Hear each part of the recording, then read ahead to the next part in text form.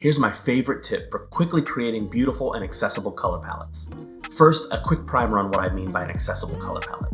When designing any digital interface, I try to follow the Web Content Accessibility Guidelines, which is a set of recommendations for making web content more accessible to the widest range of people. One of the criteria in those guidelines is to make it easy for users to see and hear content, including separating foreground from background. The way we do this in an interface is through contrast, and the Web Content Accessibility Guidelines suggest a contrast ratio of at least 4.5 to 1. What does that even mean? Well, let's take a look at what that means when we're actually designing in a design tool like Figma. So here we have an interface for a phone-sized screen, and the graphics are all grayscale. I know a lot of people who start their designs in grayscale because it helps them figure out what proportions and relationships and hierarchies they want without any extra information to deal with, like color or motion or anything like that. So this might be a good technique to use if you were starting with, say, a wireframe. So how would we begin adding color to this and then subsequently making sure that it is accessible? Well, since this headline says something like once in a blue moon, the obvious direction would be to create a monochromatic design that has a bluish hue to it. So why don't we do that and we'll start from there. If we grab this, maybe I can pick a blue hue here. Maybe I will be inspired by the photo itself. So if I click on the photo, I'll bring the saturation back and the regular exposure of it. So maybe I can sample some colors from there. For the background of this, I'll grab that. And for the text here, maybe we can grab that yellow or maybe a lighter blue or something like that. And I think this looks nice, but there's no way for me to really tell if this is accessible or not. It looks good to me, to my eyes, but not everybody has the same eyes as me. People have different eyes and have different levels of vision than I do.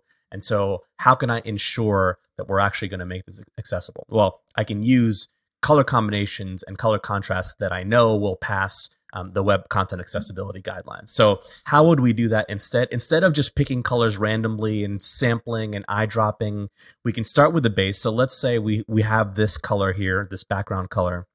I'm going to use a tool that I have called SIP. I'm going to sample this color. So it's going to copy that OA2836 to the canvas. And I'm going to open up a tool that I really like called ColorSafe. The URL here is colorsafe.co. And the way that it works is really easy. What you can do is you can paste in a background color. So that's on my clipboard. And I can say, generate color palette. And the standard that I'm using is the Web Content Accessibility Guidelines AA. I can also choose AAA here, but we'll use AA as the example.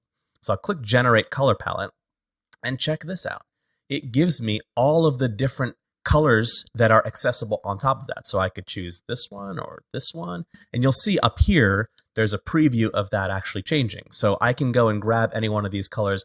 And now, let's say I wanted to use the same shade or a yellow as that moonlight. I can go over to the yellow section and I can grab one of these yellows. I get to preview it over here.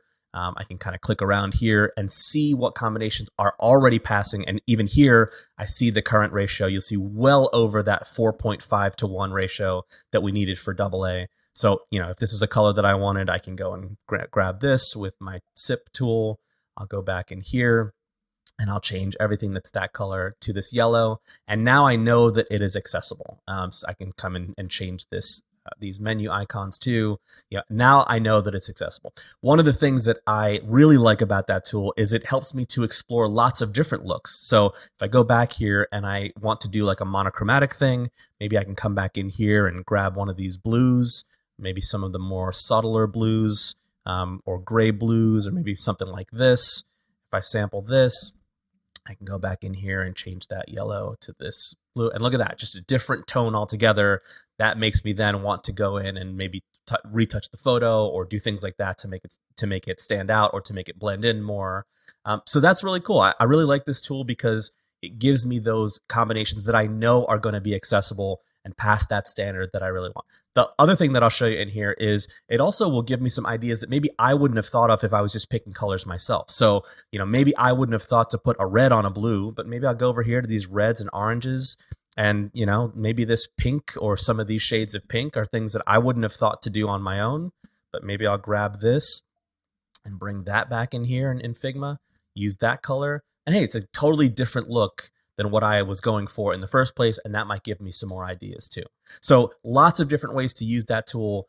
That's a really quick way that you can create accessible color palettes and know for sure that they are accessible, rather than guessing and checking and then plugging all of your values into a contrast checker. Oh no, it failed, and then coming back. That's a really great tool that I use all the time.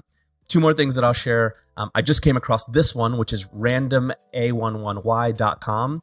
And if you don't want to do the guessing and checking, you're like, just give me some colors, you can just go in here and grab these hex codes, and you can skip this one, and you can just go through some of these and find palettes that you like, that you know for sure are passing that contrast ratio because they've already been tested. So you can go in here and kind of use those color combinations as they're given to you with things that you like. So if you don't want to have to browse or anything, you're just like, give me a color combination, I'll try it out, see if I like it. Maybe this Joker color scheme here, could be cool. That's something that you can use too.